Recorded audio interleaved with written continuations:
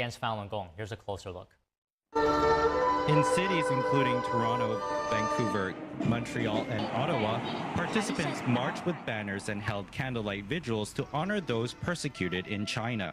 A passerby was moved to tears, recalling his own family suffering under tyranny. Somebody needs to help rescue these people, or the government needs to fight them. They're not violent or committing crimes, and we should welcome them and give them solace or political asylum of some sort. And they're not criminals. Falun Gong, also known as Falun Dafa, is a traditional meditation practice based on the principles of truthfulness, compassion, and tolerance. In July 1999, then Chinese Communist Party leader Jiang Zemin launched a brutal campaign to eradicate Falun Gong, fearing its 100 million followers outnumbering Communist Party members. My mother was sentenced to a labor camp in China for handing out Falun Gong materials to people who didn't know the truth. In 2018, I was arrested and detained in a detention center. While I was held there, they took my blood for testing. I later learned it was part of the Chinese regime's forced organ harvesting process. Obviously, forced organ harvesting is extremely unethical, and this is illegal, immoral, so it's very upsetting. It's a kind of eye-opening to know about this kind of activities that's happening in China. We have to stop those. Canadian members of parliament voiced concerns, calling for actions against the Chinese regime's human rights abuses.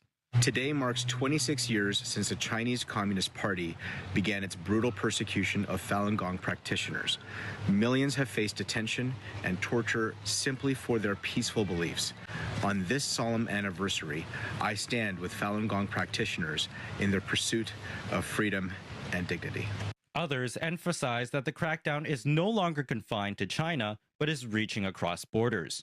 Hi, it's Dan Hughes, Member of Parliament for Flamborough, Glanbrook, Brand North here, and I want to pass on this message about the increased transnational repression we're seeing against Falun Gong, also known as Falun Dafa. The Chinese government, they are persecuting people in China, but they're also intimidating people outside the Chinese borders. They send agents here, in this country and other countries. This does not end within the borders of China. This is happening here as well. People get intimidated in this country by Chinese agents. We should never allow it.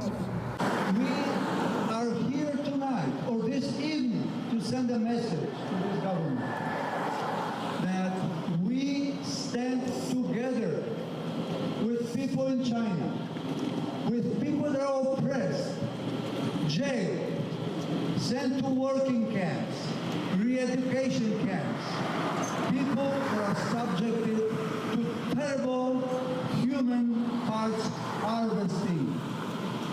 This should not be happening in this world. NTD News, Canada. Coming up, Ozzy Osbourne, who led Black Sabbath and became the